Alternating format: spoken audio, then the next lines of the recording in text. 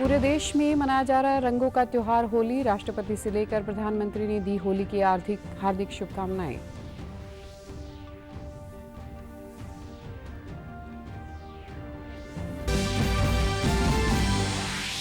प्रधानमंत्री ने खाड़ी देशों के नेताओं के साथ की फोन पर बातचीत। कुवैत, कतर और ओमान पर हुए हमलों पर जताई चिंता।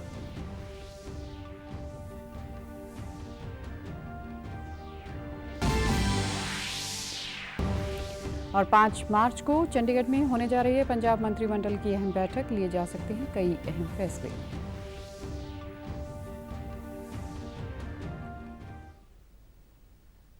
नमस्कार, चंडीगढ़ से आपका स्वागत है। मैं हूं आरजू। अब समाचार विस्तार से। रंगों का त्योहार होली आज पूरे देश में मनाया जा रहा है। यह त्योहार बुराई पर अच्छाई की जीत का प्रतीक है और बसंत ऋतु के आगमन का संकेत देता है। होली समानता और भाईचारे का संदेश देती है। इस दिन लोग एक दूसरे को रंग लगाते हैं, शुभकामनाएं देते हैं और मिठाइयों का आनंद लेते हैं। त्योहार को मनाने वाले लोग सड़क पर निकलकर लोकप्रिय गीतों पर नाचते हैं, जबकि बच्चे रंगीन गुब्बारे उड़ाकर त्योहार मनाते हैं। राष्ट्रपति द्रौपदी मुर्मू ने देशवासियों को होली की हार्दिक शुभकामनाएं दी हैं। सोशल मीडिया पर उन्होंने कहा कि रंगों का यह त्योहार लोगों के जीवन में प्रेम और आशा का संचार करता है तथा आपसी एकता व भाईचारे को मजबूत करता है। उन्होंने कामना की कि यह पर्व सबके जीवन में खुशियां लेकर आए और हम सब मिलकर एक विकसित राष्ट्र के निर्माण में योगदान दें। उपराष्ट्रपति सीपी राधाकृष्णन ने देशवासियों को होली की शुभकामनाएं दी हैं। उपराष्ट्रपति ने एक्स पर लिखा कि हैप्पी होली। यह खूबसूरत त्योहार बुराई पर अच्छाई की जीत और बसंत के आने का जश्न मनाता है, जो हमारी सभ्यता की नई शुरुआत, उम्मीद और जोश की निशानी है।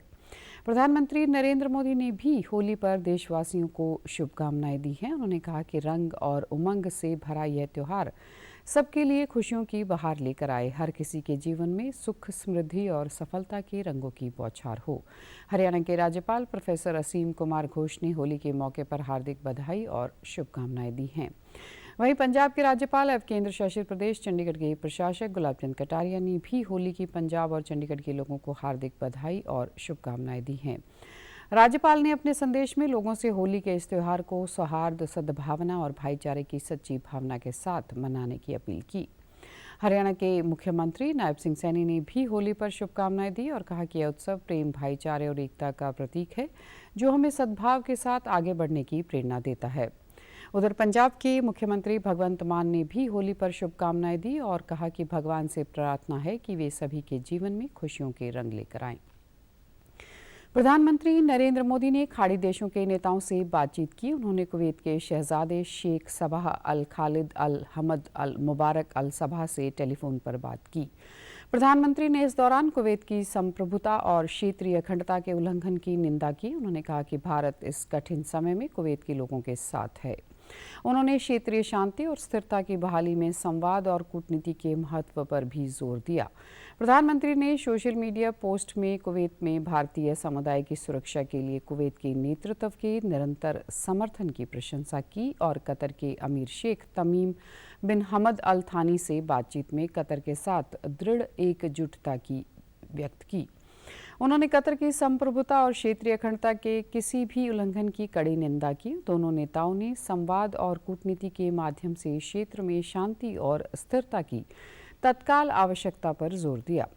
सोशल मीडिया पोस्ट में प्रधानमंत्री ने इस चुनौतीपूर्ण समय में भारतीय समुदाय के लिए कतर के अमीर के निरंतर समर्थन के लिए भी आभार व्यक्त किया। प्रधानमंत्री ने ओमान के सुल्तान हैथम बिन तारिक से बातचीत में पश्चिम एशिया में हाल के घटनाक्रमों पर विचार विमर्श किया। उन्होंने ओमान की संप्रभुता और क्षेत्रीय अखंडता उल्लंघन की निंदा की।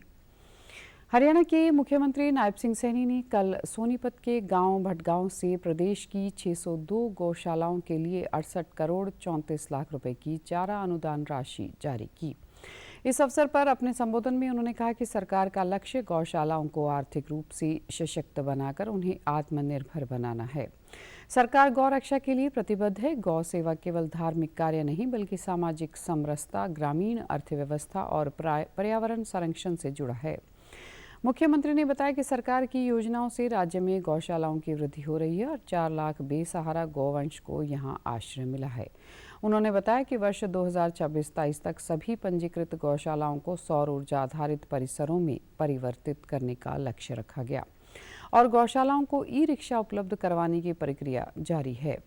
मुख्यमंत्री ने कहा कि देसी नस्लों हरियाणा, साहिवाल और बिलाही के संरक्षण और संवर्धन के लिए विशेष प्रोत्साहन योजना चलाई जा रही है। की राशि अनुदान के रूप में देने का काम किया है। साथियों, आज की राशि मिला करके अगर हम बात करें तो 525 करोड़ 75 लाख रुपए का ये अनुदान राशि दी जा चुकी है। इसके बाद पत्रकारों से बातचीत करते हुए मुख्यमंत्री ने बताया कि प्रदेश को वेडिंग डेस्टिनेशन के रूप में उभारने के लिए कदम उठाए जा रहे हैं ताकि लोग शादी के लिए बाहर न जाएं और बाहर के लोग भी यहां आए। उन्होंने बताया कि बजट में पिंजौर, खरखोदा व मानेसर में वेडिंग डेस्टिनेशन बनाने के लिए प्रावधान किया गया है। कि हम एक पिंजौर, खरखोदा और एक मानेसर के अंदर 3 वेडिंग डेस्टिनेशन खड़े करेंगे, जिससे कि विदेश के लोग भी यहाँ शादियों के लिए आएँ। वो व्यवस्था हम यहाँ खड़ी कर रहे हैं, हमारे लोग बाहर ना जाएं। पंजाब के मुख्यमंत्री भगवंत मान ने केंद्रीय नागर विमानन मंत्री के राममोहन नायडू से फोन पर बातचीत की और उनसे संकटग्रस्त मध्य पूर्व में फंसे पंजाबियों की सुरक्षित वापसी सुनिश्चित करने का आग्रह किया। टेलीफोन पर बातचीत के दौरान मुख्यमंत्री ने अचानक युद्ध शुरू होने के कारण खाड़ी देशों में फंसे पंजाबियों से संबंधित आंकड़े साझा किया और उन्हें वापस लाने के लिए तुरंत कदम उठाने की अपील की। सोशल मीडिया प्लेटफॉर्म एक्स पर मुख्यमंत्री भगवंत मान ने एक पोस्ट के माध्यम से जानकारी दी कि उन्हें केंद्रीय मंत्री ने भरोसा दिया है कि अरब क्षेत्रों से पंजाबियों की सुरक्षित वापसी के लिए ज़रूरी प्रबंध किए जाएंगे, जिसमें विशेष उड़ानों का प्रबंध भी शामिल है। उन्होंने बताया कि उनकी ओर से भी सभी संबंधित व्यक्तियों की सूची संपर्क नंबरों सहित साझा की गई है। जल्द ही ये पंजाबी सुरक्षित अपने परिवारों के पास वापस आ जाएंगे। मध्य पूर्व में बढ़ते टकराव के कारण बड़ी संख्या में पंजाबियों के फंसे होने के मद्देनज़र पंजाब के एनआरआई मामलों के मंत्री डॉक्टर रवजोत सिंह ने केंद्रीय नागरिक उड्डयन मंत्री के.आर. नायडू से मुलाकात की। उन्होंने फंसे हुए लोगों की सुरक्षित और शीघ्र वापसी सुनिश्चित करने के लिए बचाव उड़ानें शुरू करने, विशेष विमान संचालित करने तथा हवाई किरायों में की गई वृद्धि पर रोक लगाने की मांग की। उन्होंने कहा कि उड़ानों को फिर से शुरू करने और विशेष निकासी सेवाएं चलाने की तत्काल आवश्यकता है। लिमिटेड रिसोर्सेज की वजह से जो हमारे टूरिस्ट है, जो वांट टू कम, वापस आना चाहते हैं, पंजाब आना चाहते हैं, इंडिया आना चाहते हैं, उनके पास वो पैसा नहीं है। जो एयर फेयर इतना हो चुका है, बढ़ गया, about almost you can say 5 times plus, 5 गुना से भी ज़्यादा एयर फेयर हो गया है। तो हम निवेदन करेंगे, हमने सिविल एविएशन को भी लेटर लिखा कि हमनी तरफ से उनको कम्युनिकेशन दिया कि एटलीस्ट एक तो सबसे पहले कोई रेस्क्यू फ्लाइट शुरू की जाए सरकार की तरफ से, ताकि वो उनको वापस जल्द से जल्द बुलाया जाए। अगर वो उसमें कुछ देरी हो रही है तो मैं कहूँगा एक तो पहली बात तो देरी होनी नहीं चाहिए, क्योंकि ये समय ऐसा जितना समय और बीता जाएगा उतनी मुश्किलें और बढ़ती जाएगी। मध्य पूर्व में चल रहे टकराव और क्षेत्रीय अस्थिरता के कारण प्रवासी पंजाबी समुदाय को हो रही कठिनाइयों पर प्रकाश डालते हुए डॉक्टर रवजोत सिंह ने कहा कि पंजाब की आबादी का एक महत्वपूर्ण हिस्सा विभिन्न मध्य पूर्वी देशों में रहकर काम करता है। निर्धारित उड़ानों के रद्द होने से पंजाब के अनेक एनआरआई भाई बहन वहां फंस गए हैं और उनके परिवार यहाँ गहरी चिंता में हैं। उस एरिया में जो पंजाब के लोग हैं, चाहे वो एज ए टूरिस्ट वहाँ पहुँचे हुए हैं, चाहे वो एज ए वर्किंग क्लास हो, चाहे वो एज ए लेबर क्लास हो, तो मैं बात करूँगा कि मोस्टली सभी गल्फ कंट्रीज़ में, चाहे यूएई की बात कर लें, चाहे ओमान की बात कर लें, चाहे ईरान की बात कर लें हम, चाहे बहरीन की बात कर लें हम, तो काफ़ी वहाँ पे लोग पंजाबी फंसे हुए हैं। तो at our level, at the state government level, Punjab मंत्रिमंडल की एक अहम बैठक 5 मार्च को चंडीगढ़ में होने जा रही है। बैठक मुख्यमंत्री भगवंत मान के सेक्टर 2 के सरकारी आवास पर दोपहर 1:30 बजे शुरू होगी। पंजाब सरकार के प्रमुख सचिव केएपी सिन्हा की ओर से जारी की गई चिट्ठी के मुताबिक इस बैठक में कई अहम फैसले लिए जा सकते हैं। ऐसा माना जा रहा है कि इसके अलावा 8 मार्च को पेश होने वाला बजट के ड्राफ्ट पर भी विचार विमर्श किया जाएगा। हालांकि पंजाब सरकार द्वारा अभी तक बैठक का कोई भी एजेंडा जारी नहीं किया गया है। पंजाब के वित्त मंत्री हरपाल सिंह चीमा ने पंजाब भवन में एक प्रेस कॉन्फ्रेंस को संबोधित किया। उन्होंने कहा कि आम आदमी पार्टी की सरकार के नेतृत्व में पंजाब राजस्व विकास में शानदार उपलब्धियों के लिए देश के शीर्ष 3 राज्यों में उभरा है। उन्होंने जोर देकर कहा कि पिछले 4 वर्षों में राज्य का वित्तीय कार्य प्रदर्शन संरचनात्मक सुधार, वित्तीय अनुशासन और प्रशासनिक पारदर्शिता को दर्शाता है। इस दौरान वित्त मंत्री ने पंजाब की वित्तीय सेहत में आए इस निर्णायक बदलाव को उजागर करने के लिए आंकड़े भी पेश किए। 14 ਮਹੀਨਿਆਂ ਦਾ ਰੈਵਨਿਊ ਹਜੇ ਪੰਜਾਬ ਦੇ ਖਜ਼ਾਨੇ ਚ ਆਉਣਾਗਾ। 14 ਮਹੀਨਿਆਂ ਦੀ ਕਲੈਕਸ਼ਨ ਜਿਹੜੀ ਆ ਹਜੇ ਪੰਜਾਬ ਚ ਆਉਣੀ ਆ। ਮੈਂ ਸਿਰਫ ਕਾਂਗਰਸ ਦੇ 5 ਸਾਲ ਔਰ ਆਮ ਆਦਮੀ ਪਾਰਟੀ ਦੀ ਸਰਕਾਰ ਦੇ ਆ ਜਿਹੜੇ 46 ਮਹੀਨੇ ਨੇ, ਜਿਹੜੇ 4 ਸਾਲ ਨੇਗੇ, ਉਹਨਾਂ ਦਾ ਜ਼ਿਕਰ ਕਰ ਰਹਾਗਾ। ਸੋ ਵੱਡਾ ਵਾਧਾ ਪੰਜਾਬ 'ਚ ਪਹਿਲੀ ਵਾਰ ਹੋਇਆਗਾ। ਇੱਕ ਵੱਡੀ ਗਰੋਥ ਜਿਹੜੀ ਆ ਹੋਈ ਆ, ਜਿਹੜੀ ਅੱਗੇ ਕਾਂਗਰਸ ਦੇ ਰਾਜ ਦੇ ਸਮੇਂ, ਜਿਵੇਂ ਗੱਲ ਕਰਾਂ GSDP ਦੀ, ਪੰਜਾਬ ਦੀ 2.66 ਪੁਆਇੰਟ ਦੇ ਨਾਲ ਜਿਹੜੀ ਆ ਕਾਂਗਰਸ ਦੇ ਰਾਜ ਦੇ ਸਮੇਂ ਸੀ, ਜਿਹੜੀ ਕਿ ਅਸੀਂ ਵਧਾ ਕੇ 3.11% ਦੀ ਆਫ GSDP ਤੇ ਅਸੀਂ 2025-26 ਚ पहुंच चुके हैं। वित्त मंत्री ने कहा कि पंजाब के अपने कर राजस्व में भारी वृद्धि हुई है, जो कि 2021-22 में कुल राज्य घरेलू उत्पाद का 6.39% यानी 37,327 करोड़ रुपए था। वह बढ़कर 2024-25 में 57,919 करोड़ रुपए हो गया है, जो कि कुल राज्य घरेलू उत्पाद का 7.15% बनता है। मैं 5 ईयर ਦਾ ਜਿਹੜਾ ਐਕਸਪਲੇਨ ਕਰ ਰਿਹਾਗਾ। ਇਸ ਤੋਂ ਮੈਂ ਬਾਅਦ ਗੱਲ ਕਰੂੰਗਾ ਪੰਜਾਬ ਦੇ ਸਟੈਂਪ ਐਂਡ ਰਜਿਸਟ੍ਰੇਸ਼ਨ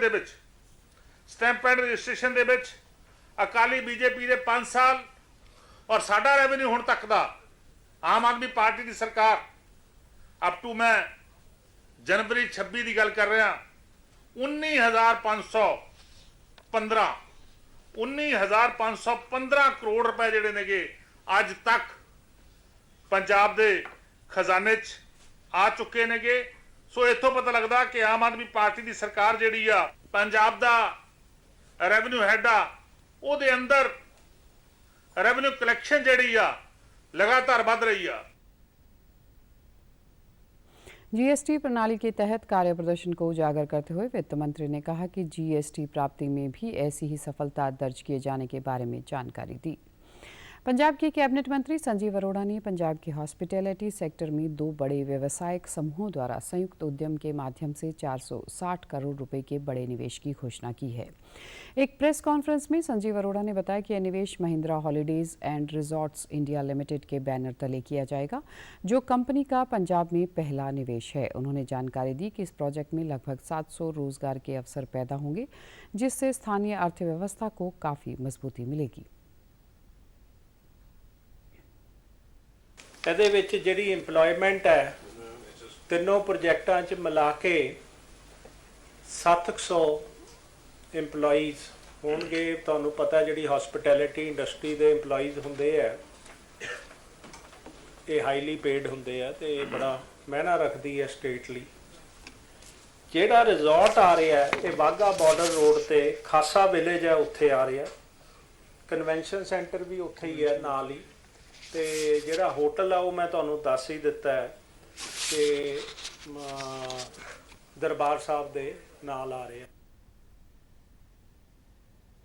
इस प्रोजेक्ट के बारे में जानकारी देते हुए कैबिनेट मंत्री ने बताया कि इस प्रोजेक्ट के 3 मुख्य भाग होंगे, जिनके तहत एक प्रीमियम रिजॉर्ट के लिए 300 करोड़ रुपए का निवेश होगा। 90,000 वर्ग फुट में फैले इस क्षेत्र के अब तक के सबसे बड़े कन्वेंशन सेंटर के लिए 50 करोड़ रुपए का निवेश और अमृतसर में हरमिंदर साहिब के निकट एक होटल के लिए 110 करोड़ रुपए के निवेश का प्रावधान है।